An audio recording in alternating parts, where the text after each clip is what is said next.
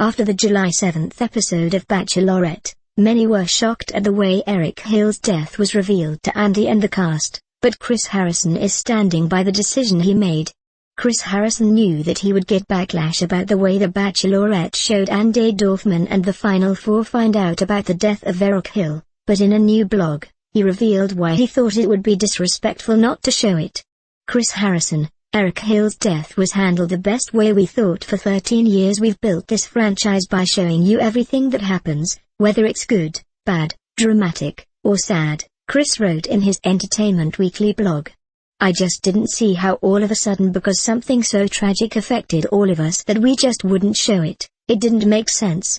What happened was horribly sad and tragic, but to me acting like it just didn't happen and going on like Eric never existed seemed horribly dishonest and disrespectful.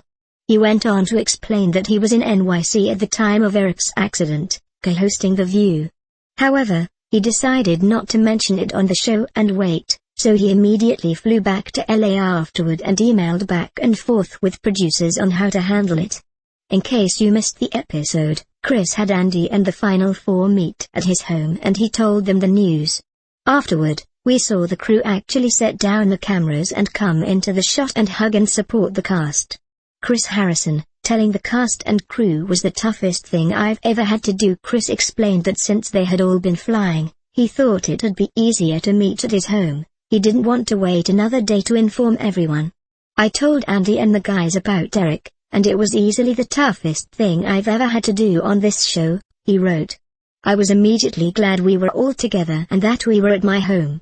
You also saw how producers and crew all came in and we all shared a hug and a moment together.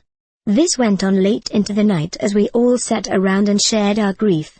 At the end of the night we were all sitting around sharing funny stories about Eric from our all too short time with him. When it was time to leave, we all shared a hug, raised a glass, and said goodnight.